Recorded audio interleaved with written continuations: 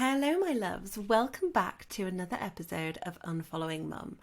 Today, you just have me. It's a solo episode, and it feels like it's been an absolute age since I've done a solo episode, but it felt like this was a great topic that I wanted to talk on and one that would be a good solo episode. So here I am. Now, one of the reasons that I haven't been recording as much and doing solo episodes is because I have been super busy and finishing my qualification as an empowerment coach. And you might be like me thinking, oh, what the hell is an empowerment coach? And I get you, I hear you. I was exactly the same when I first started looking into coaching. I'm also going to be training as a therapist from October. So I'm super, super excited to be doing that. Therapy and coaching are different. So for me at the moment as a qualified empowerment coach, I can work with people on a one-to-one basis from kind of a peer support. So this podcast is still going to remain. It's still going to be exactly the same. But what I'll be able to do on a slightly deeper level, if you would like a one-to-one session with me, is to work with you to discuss your experiences, validate them, hear you. Challenge those self-limiting beliefs, challenge that people-pleasing, and work to a place where you can move forwards in your life. Which is why I chose empowerment coaching specifically, because I think there is something very disempowering about growing up with a toxic parent or in a dysfunctional family dynamic. It leaves you feeling like you are broken or damaged or abnormal in some way, and none of those things are true.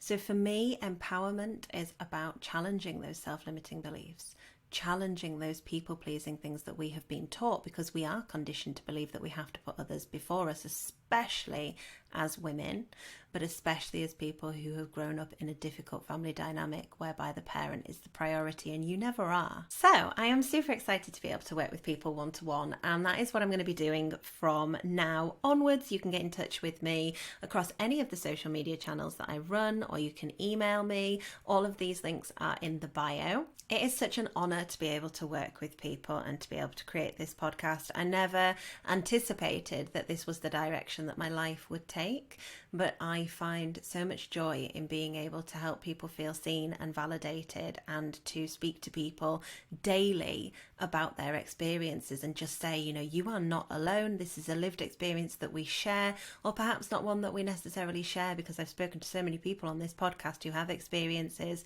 that I haven't necessarily had, but that feeling of being unworthy, that feeling of being so let down and of grieving a parent that you wish you had, it's all the same feeling, and it needs validating, it needs acknowledging, and I'm really honoured to be able to do that both on the podcast and now with clients. So now I've given you a little bit about where I'm at and what's going to be happening with my life, I thought we would jump into the nitty-gritty of the episode. Now, today I want to talk to you about the concept of being consumed by trauma.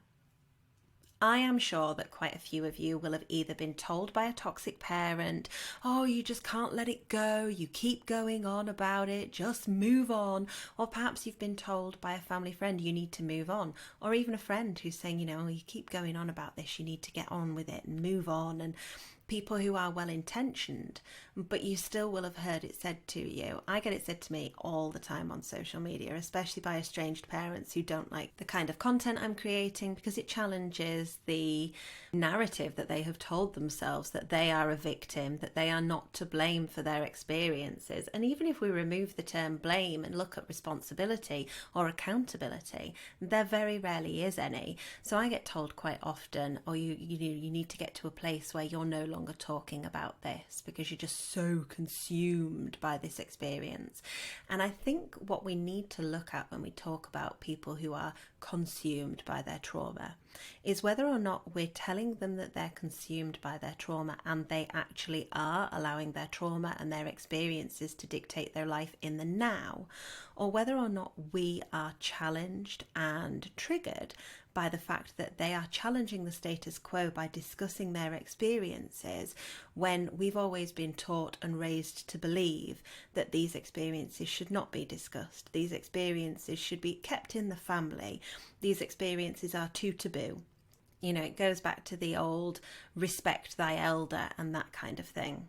When in reality, what we're doing when we're telling somebody that they're too consumed by their trauma or that they need to stop talking about it, get over it, move on, is we're victim shaming and we're invalidating the way that they feel and the way that they're processing those feelings. I stitched a video on TikTok by somebody who's called Mr. Blake W, and you can go and look up his stuff. He was talking about being the bigger person and what that saying actually means and how it's essentially putting the responsibility onto the victim, which we always do, because you never say to somebody who is at fault, oh, come on, be the bigger person.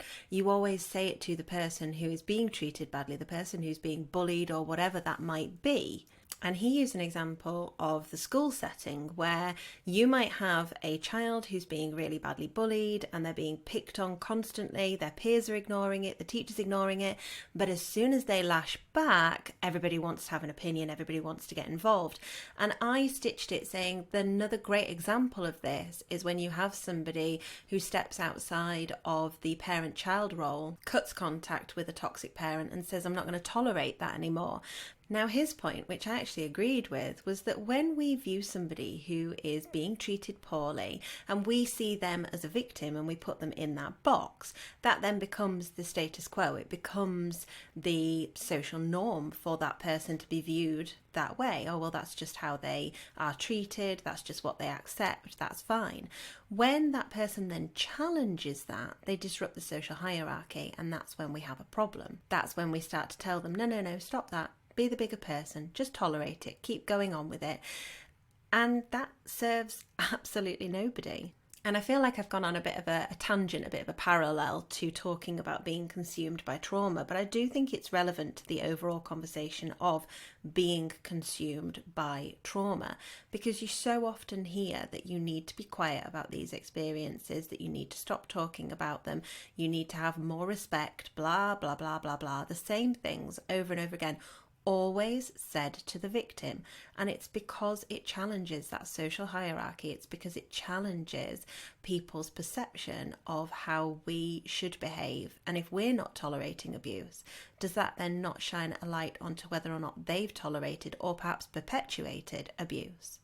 I think we feel a lot more comfortable when people sit in a space where they tolerate and just get on, because it allows us to do the same. And it's really difficult to challenge these things, to challenge these experiences. God, I look back at my life before I cut ties with my mum, before I started to wake up to my treatment and the way that she was behaving, and was focused exclusively on what an amazing, wonderful mother I thought that she was.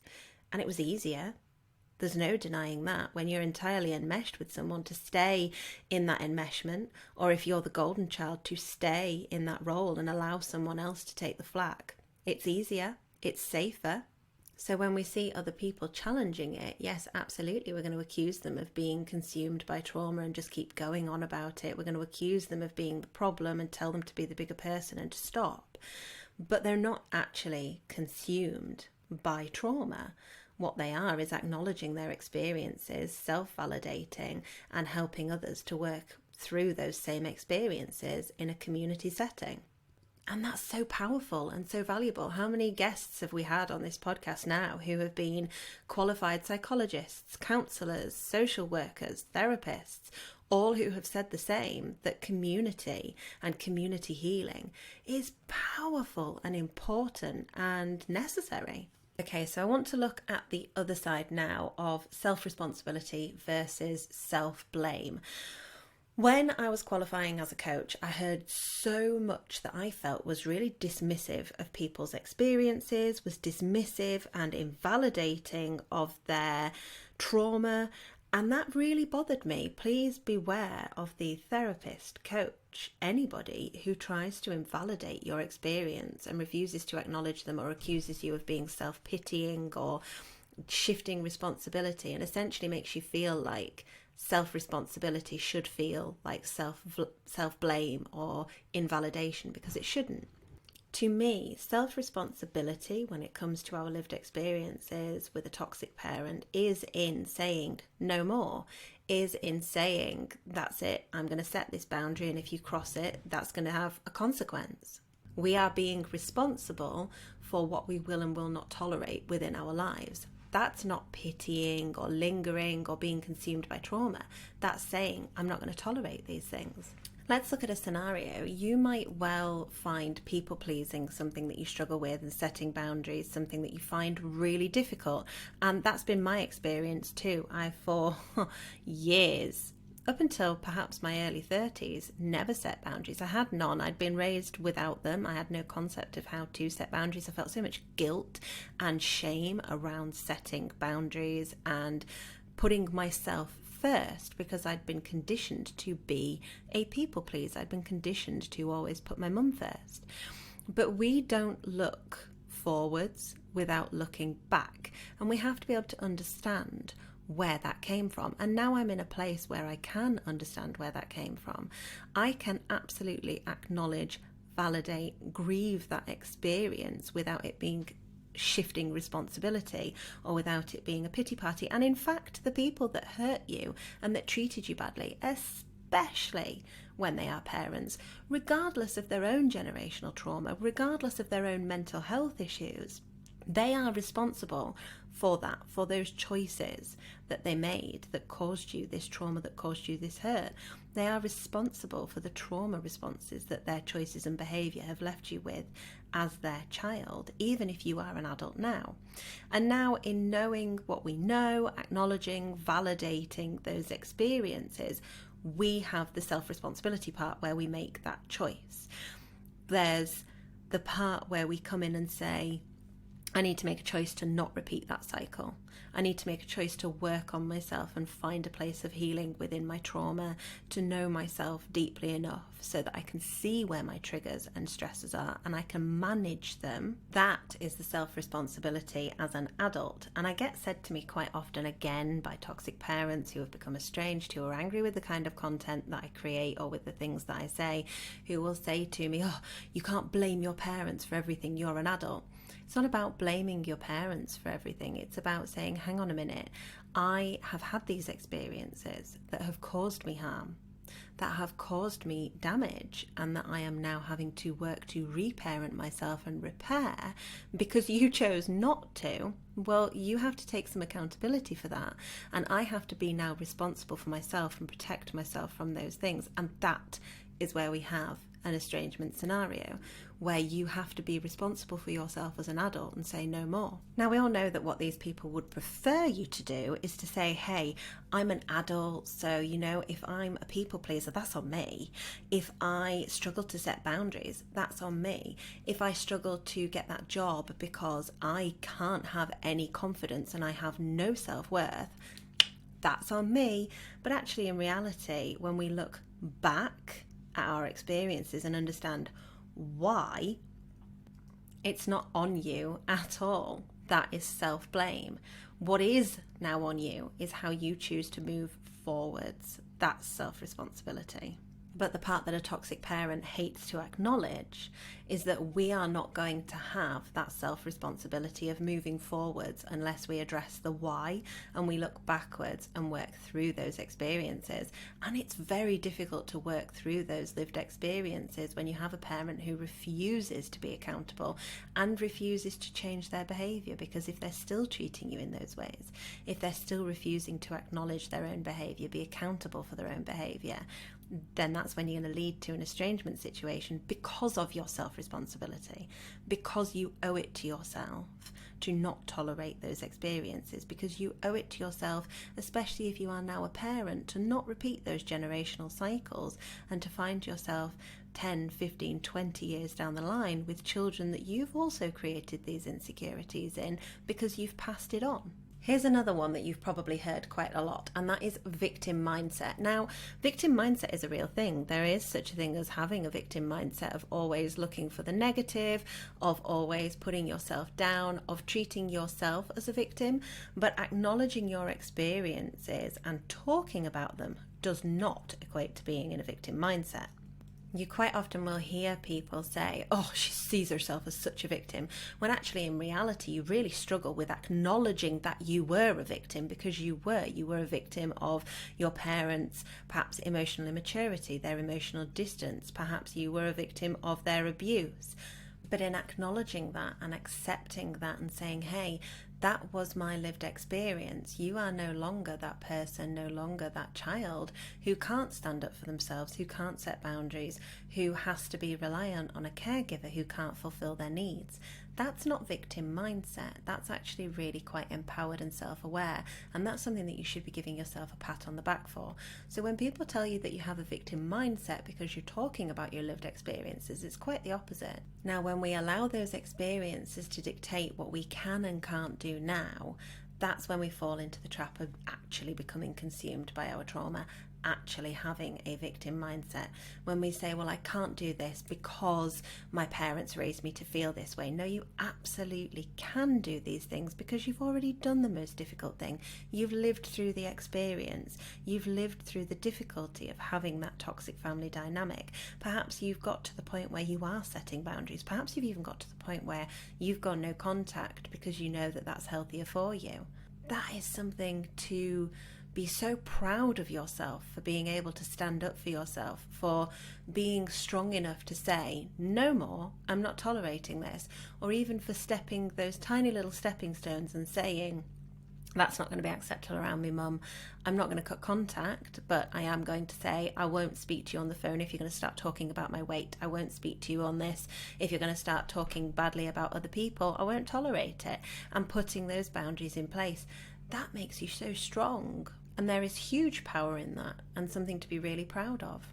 Okay, before I round off this episode, because it is going to be a slightly shorter one today, I want to look at self-blame and self-reproach and those feelings of guilt that we feel when we put ourselves first. Because this is not something that we have just decided that we do. You don't naturally grow up into somebody who is self-blaming and who is toxic towards yourself and has a really harsh self-critic, who has a really negative internal voice.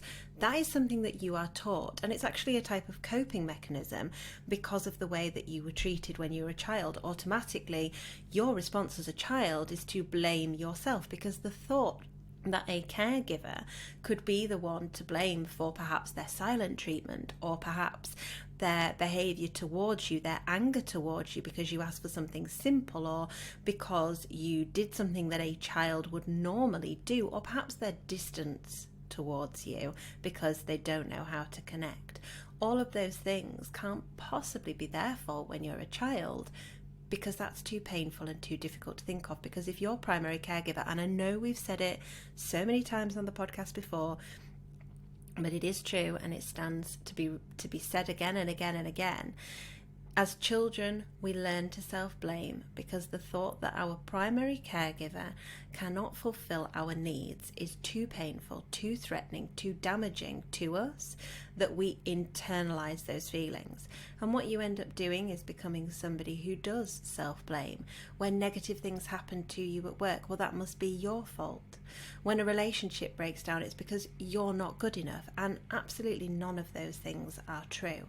So one of the most important things that we can learn to do as adult children who've grown up in dysfunction, who've had toxic parents, is to learn how to challenge that negative self-talk, that inner critic, and to work through those feelings of self-blame and say, no, I'm not responsible for this and I'm not holding on to this. Now, I believe it's been mentioned on the podcast before, that's internal family systems, which is IFS therapy. I think it was mentioned a few episodes ago with Maggie from Maggie with Perspectacles, who is a big believer in IFS and practices it with her own clients in her therapy. And I wanted to talk about using IFS, that internal family system, to look at your own negative self-thinking and to challenge, or at minimum sit with, those negative thoughts that you have about yourself and those self-blaming thoughts that you have about yourself.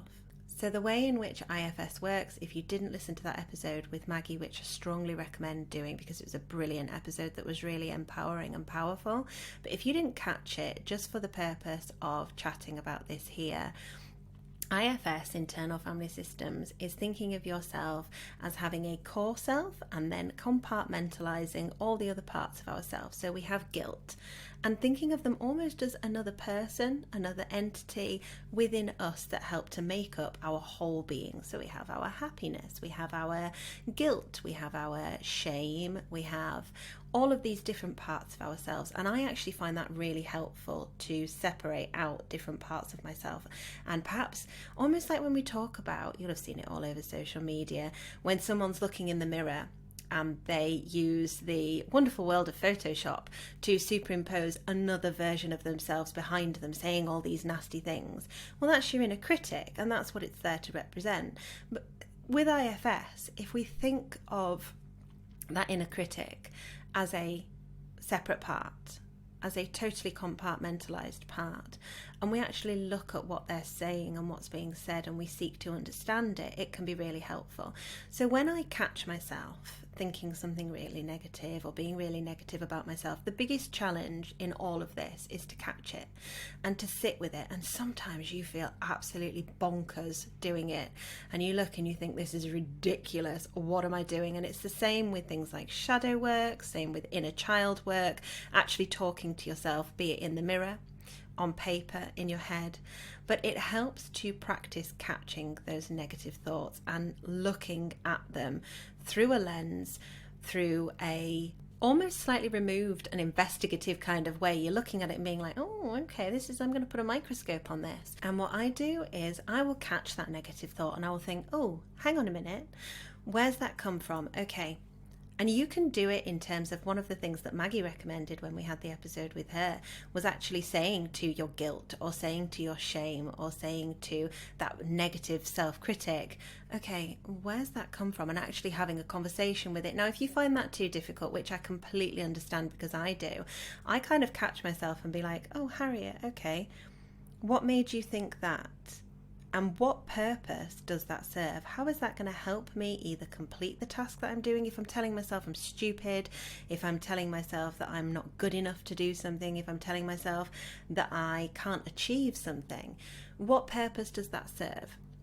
Okay, well, I guess it serves to protect me from being frightened or ashamed or hurt or mocked or any of these things. So it's about protecting myself. But I can then rationalize with myself and say, okay, well, I'm cooking dinner and I've burnt it. Is making myself feel awful, is telling myself that I'm a useless cook, that I'm a terrible mum because my kids are going to have to wait extra, is making myself feel awful about such a small thing actually going to serve any purpose here? No, it's not. Okay, what about if I'm in a scenario where I'm telling myself that I'm going to put myself out there with something new? Perhaps it'd be a new promotion, perhaps it'd be something else. And normally I would have that inner critic who, FYI, looks a lot like my mum and sounds a lot like my mum because that's where these things have been learned. But if I were to look at that inner critic and who's saying to me, you can't do that, you're not good enough to do that, you're not going to be able to achieve that, or making fun of me for achieving it and failing, that fear of failure, then I'm going to have to look at it and say, well, hang on a minute. How am I going to know I'm going to fail until I do it? How am I going to know whether or not I can achieve it until I try? And actually, if I do fail, I can look at that as a lesson and do better next time. And that's okay. I'm safe now. If you find it quite difficult to challenge these thoughts in the moment, then you can keep a thought record or a thought journal where you write down your negative self-talk. And if you've been through any kind of therapy process, it's really common for people to suggest this. So it's quite possible that you've already done that. But looking at the ways in which you speak to yourself, because until we challenge that self-blame and those negative thoughts, it's really difficult to move forward with things. And I know in my experience, I have really struggled with that inner critic because she is a bitch. But because she's an inner critic, there is absolutely nobody that can challenge her but me. And that is where the self-responsibility comes in.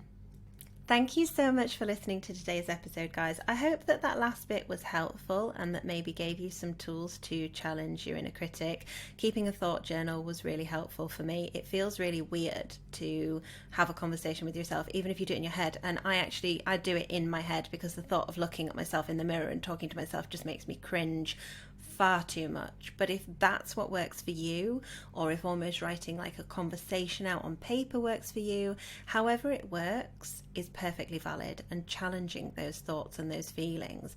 I also think it's worth noting here as well that quite often a lot of us have had experiences with toxic parents where the thought of therapy or any of these things would be mocked. My mum would certainly make fun of the idea of having a conversation with your negative self, go, oh, how ridiculous, and this kind of thing, and belittle it and make it feel shameful and silly and invalid. And it's none of those things. And when you've been brought up with somebody who has a vendetta or an attitude around, or some preconceived notions even around therapists, social workers, anyone who can challenge their authority or step in and say, oh, your behaviour is not acceptable, you often grow up with those attitudes yourself. Or at minimum, you grow up feeling that there's something shameful and silly or childish or wrong in needing to speak to somebody, in needing to use techniques that work to challenge your inner critic. Because if you have that inner critic, you're easier to manipulate, you're easier to keep down, and that's not a space that we want to be in anymore. So, I hope that this has been useful. Thank you so much for listening, and I will speak to you again next week. Bye!